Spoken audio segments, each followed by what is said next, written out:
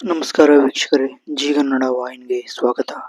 ಮಧ್ಯಪ್ರಾಚ್ಯದಲ್ಲಿ Iran, Israel ಮತ್ತು America ಉಂಟಾಗಿರುವ ಭೀಕರ ಯುದ್ಧದ ಪರಿಸ್ಥಿತಿಯಿಂದಾಗಿ ಭಾರತೀಯ ಷೇರು ಮಾರುಕಟ್ಟೆ ಕಳೆದ 10 ದಿನಗಳಿಂದ ಸತತ ಕುಸಿತವನ್ನು ಕಾಣುತ್ತಿದೆ. ಇದರ ಬಗ್ಗೆ ಸಂಪೂರ್ಣವಾದ ಮಾಹಿತಿಯನ್ನ ಈ ವಿಡಿಯೋದಲ್ಲಿ ತಿಳಿಯೋಣ ಬನ್ನಿ.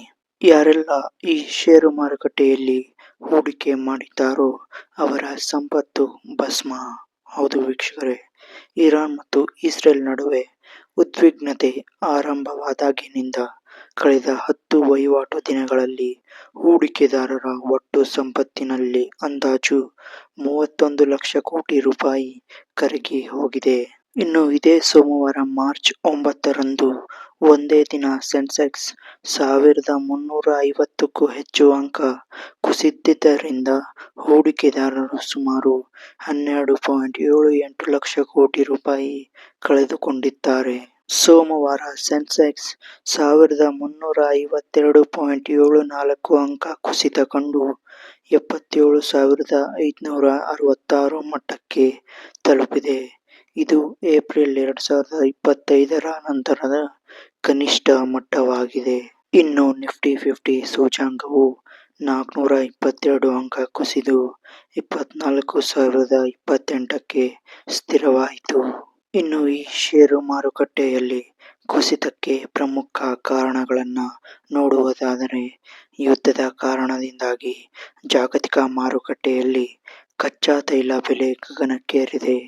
ಭಾರತವು ತನ್ನ ತೈಲದ ಬಹುಭಾಗವನ್ನು ಆಮದು ಮಾಡಿಕೊಳ್ಳುವುದರಿಂದ ಇದು ಹಣದುಬ್ಬರ ಮತ್ತು ಆರ್ಥಿಕತೆಯ ಮೇಲೆ ನೇರ ಹೊರೆ ಬೀಳುವಂತೆ ಮಾಡಿದೆ. ಅಂತಾರಾಷ್ಟ್ರೀಯ ಮಾರುಕಟ್ಟೆಯಲ್ಲಿ ಅಮೆರಿಕನ್ ಡಾಲರ್ ಎದುರು ಭಾರತೀಯ ರೂಪಾಯಿ ಮೌಲ್ಯ ಸಾರ್ವಕಾಲಿಕ ಕನಿಷ್ಠ ಮಟ್ಟಕ್ಕೆ ಅಂದರೆ 92.35 ರೂಪಾಯಿಗೆ ಕುಸಿದಿದೆ.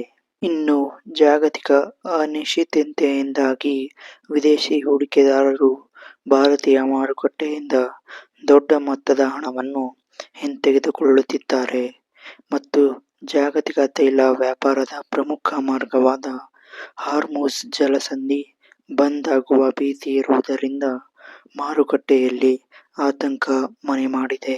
ಇನ್ನು ಇದರಿಂದ ಯಾವ ವಲಯಗಳ ಮೇಲೆ ಹೆಚ್ಚು ಪರಿಣಾಮ ಬೀರುತ್ತೆ ಎಂದು ನೋಡುವುದಾದರೆ, HDFC ಬ್ಯಾಂಕ್, ಟಾಟಾ ಮೋಟಾರ್ಸ್ ಮತ್ತು ಮಾರುತಿ ಸುಜುಕಿ ಷೇರುಗಳು ದೊಡ್ಡ ಮಟ್ಟದ ಕುಸಿತ ಕಂಡಿವೆ ಮತ್ತು ತೈಲ ಬೆಲೆ ಏರಿಕೆಯಿಂದಾಗಿ ಇಂಡಿಗೋ ಅಂತಹ ವಿಮಾನಯಾನ ಸಂಸ್ಥೆಗಳು ಮತ್ತು ಏಷ್ಯನ್ ಪೇಂಟ್ಸ್ ನಂತಹ ಕಂಪನಿಗಳ ಷೇರುಗಳು 4ರಿಂದ 5% ಕುಸಿದಿವೆ.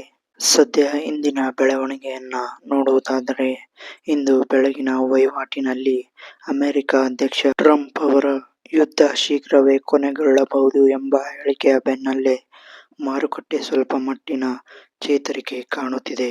ಸೆನ್ಸೆಕ್ಸ್ ಸುಮಾರು 300ರಿಂದ 400 ಅಂಕಗಳ ಏರಿಕೆ ಕಂಡು ವಹಿವಾಟು ನಡೆಸುತ್ತಿದೆ. ಸೊ ವೀಕ್ಷಕರೇ, ಇದಾಗಿತ್ತು ಮಧ್ಯಪ್ರಾಚ್ಯದಲ್ಲಿ ಯುದ್ಧದ ಕಾರಣದಿಂದ ಷೇರು ಮಾರುಕಟ್ಟೆಯಲ್ಲಿ ಕುಸಿತದ ಬಗ್ಗೆ ಮಾಹಿತಿ. ಸೊ ನೀವು ಷೇರು ಮಾರುಕಟ್ಟೆಯಲ್ಲಿ ಹಣವನ್ನ ಹೂಡಿಕೆ ಮಾಡಿದ್ದೀರಾ? ಸೊ ಈ ಯುದ್ಧದ ಕಾರಣದಿಂದಾಗಿ ನೀವು ಕೂಡ ಷೇರು ಮಾರುಕಟ್ಟೆಯಲ್ಲಿ ಎಷ್ಟು ಲಾಭ ಅಥವಾ ನಷ್ಟವನ್ನ ಅನುಭವಿಸಿದ್ದೀರಾ ಎಂದು ಕಾಮೆಂಟ್ ಮೂಲಕ ತಿಳಿಸಿ. ಸಿಗೋಣ ಮತ್ತೊಂದು ಸುದ್ದಿಯೊಂದಿಗೆ. ನಮಸ್ಕಾರ.